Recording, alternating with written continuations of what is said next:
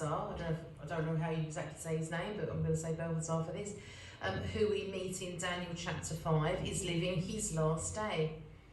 We are suddenly introduced to him as one of the successors of King Nebuchadnezzar, although it probably wasn't his son historically. By the end of the chapter, Balthazar is gone. Maybe he and his court knew that enemy forces were about to invade, kill him and take over his kingdom, and he decided to have one last party. Maybe he is drowning his sorrows with the philosophy of the people in Isaiah saying, "Let us eat and drink, for tomorrow we die." Or perhaps it just seemed to him a day like any other, until the writing appeared on the wall and Daniel translated it, spelling out the king's doom. So we don't actually know whether he had any awareness that he was going to be defeated or not. We kind of imagine it as being a shock out of nowhere, but we don't know that for sure. In chapter 2, Daniel had interpreted Nebuchadnezzar's dream. The wise pagan men of the court, despite their learning, couldn't fathom it. Only Daniel's God could bring true knowledge, telling the king of the kingdoms that will follow his right up until God's everlasting reign. Again, in chapter 5, the God of the Hebrews, through Daniel, tells Balthazar of his fate. Just as those in Nebuchadnezzar's court had gods who do not live among men and won't help them, so Balthazar's gods of silver and gold, of bronze, iron, wood and stone, cannot see or hear or understand, unlike Daniel's God, who holds in his hands the king's life and all your ways. The king's gods are blind, deaf and powerless. The Hebrew God is close, intimate and powerful. So Daniel's kind of proved himself in previous chapters as having something special about him, as being able to, interpret these dreams, and people have started to recognise that his God can do what the Babylonian gods can't do. They've got these figurines made of man-made materials that don't have the power the way that Daniel is showing that the God of the Hebrews has got that power. So Daniel's now got this reputation for having this power through his gods amongst the Babylonian courts.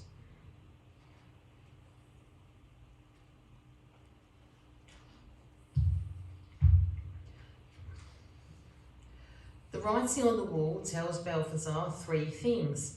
Firstly, God has numbered the days of your reign and brought it to an end. Secondly, you have been weighed on the scales and found wanting. Thirdly, your kingdom is divided and given to the Medes and the Persians. Not a happy message. So how has God found Balthazar to be wanting? Daniel explains it to him. This particular evening, the king had ordered for the goblets taken by a previous king from the Hebrew temple to be used as drinking vessels for him and his wives and concubines. This is not only an act of sacrilege, but also demonstrates the king's pride and arrogance. Daniel points out that Balthazar has put himself above God, unlike Nebuchadnezzar, who had become humble and recognised the sovereignty of God in the end. Daniel himself shows humility by refusing the grand clothes and exalted status that Balthazar offers him. So the problem here is the king's pride. So he's got out these golden goblets that are actually dedicated to the Hebrew temple. So that's obviously offensive in the sense that it's taken from a holy temple, but also that he's thinking that he has, that Balthazar is thinking that he has this status where he and those around him can use these golden things. He's setting himself very high, that he can sort of do things, be above what others can do. But Daniel, on the other hand, is offered this honour and prestige because his gifts have been noticed, but he actually turns that down. And that's a very hard thing to do, actually, isn't it? If we're offered prestige, to turn it down and say, no, I'm going to stay as I am. So the problem here is the king's pride. C.S. Lewis calls pride the great sin, worse than any other, causing misery and enmity. He says, He argues that pride is competitive and always makes people think that they are better than somebody else. He says that evil is quite happy for people to give up other sins and replace them with pride instead, thinking how great they are for mastering their other failings. So we've probably heard people who like to, tell others, how great they are, what wonderful things they're doing, even quoting, what other people have said about them. And so actually, to say that we've mastered other sins but then be overly proud about that is more of a problem, C.S. Lewis is saying. We can see how Balthazar thought he was better than everybody else because he was a king. Lewis writes of the danger posed even to Christians by pride. C.S. Lewis says, whenever we find that our religious life is making us feel that we are good, above all that we are better than someone else, I think we may be sure that we are being acted on not by God but by the devil. The real test of being in the presence of God is that you either forget about yourself altogether or you see yourself as a small, dirty object. It is better to forget about yourself altogether.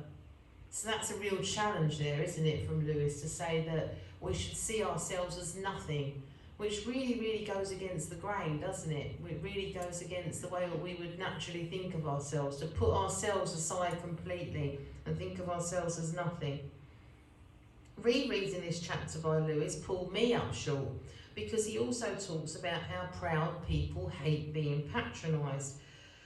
This has always been a pet hate of mine personally, and showed me how I've been thinking too much of myself. So I really, really get annoyed if people, talk to me like I'm a child, or talk to me as if I'm silly. And then I realise that why am I so bothered about that? It's because I'm thinking, that I should be treated as an adult. I should be treated as somebody who's reasonably intelligent. And so actually I'm thinking too much of myself. So that really made me sit up when I reread that chapter. Lewis also talks about how happy a humble person is, that being humble actually brings happiness. So going back to Daniel and Balthazar, we see that on the king's last day on earth, attention is drawn to the sin of his pride. Daniel tells him that he has been weighed on the scales and found wanting. So we're going to refer to this picture in a moment. The idea of a human heart being weighed upon death, a spiritual measuring, an assessment of a person's moral worth, can be found in ancient Egyptian belief as well as in Christianity. This 15th century Christian painting shows St. Michael weighing souls. I'm not sure how biblical this is, but or whether it's just the artist's interpretation.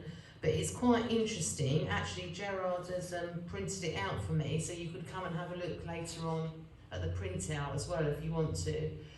So you've got Jesus here with his arms outstretched, and you've got this idea of weighing, up. So maybe looking at what we've done in our life and kind of this idea of judgment. In the first book of Samuel, Hannah prays, "Do not keep talking so proudly, or let your mouth speak such arrogance, for the Lord is a God who knows, and by him deeds are weighed." God can see people's inner thoughts and motivations and will make a judgment on each person accordingly. There is also something here about life on earth being transient, temporary.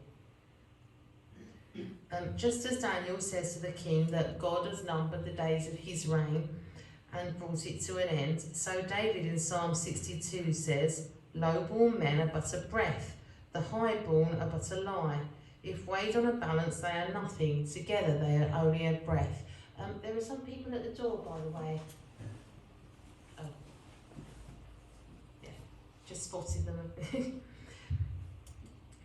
Yeah, so Psalm 62, "Low-born men are but a breath, the high-born are but a lie. If weighed on a balance, they are nothing. Together they are only a breath."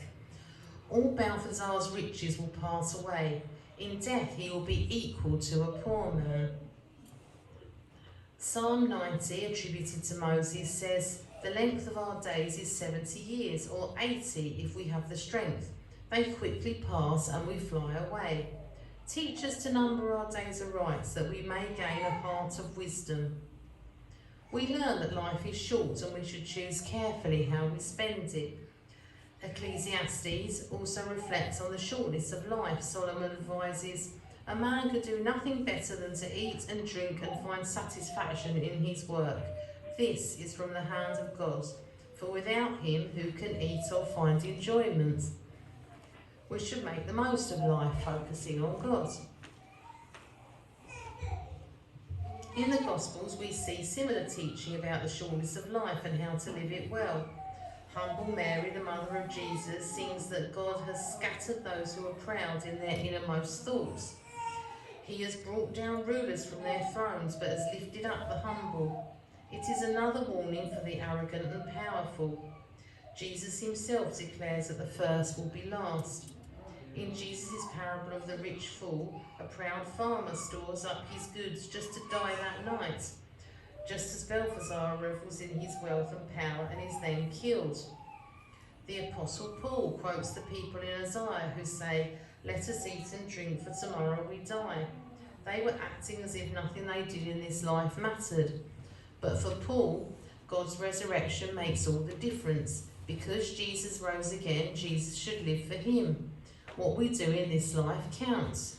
Jesus said, "Heaven and earth will pass away, but my words will never pass away." We trust in an everlasting God. So you've got this idea through the Hebrew Bible and the New Testament, this idea of making the most of life, of honouring God and of being humble. And Jesus talks about, the man who stored up all this grain, thinking that that was what mattered, to store up his wealth. But then he died and didn't even have the chance to, experience that wealth because he wasn't in this life anymore. So it's the same kind of idea that goes right through the Bible, right from creation to redemption. We trust in an everlasting God. So what does the writing on the wall for Balthazar say to us today? Firstly, all our days are numbered. Life in this world will come to an end. We should live them to the full now and live them well. Secondly, God will weigh us all. We will be judged by him. So the life we live and the way we behave matters. Let us avoid the sin of pride. Thirdly, our kingdom will be taken over by others. Whatever we have in this world is only temporary. Any possessions or power we have will not remain with us forever. We will go to meet God naked as the day we were born. So as we were saying earlier, it's our responsibility to get right with God. So if today were our last day on earth, what would God want us to do? If today were our last day on earth, what would God want us to do?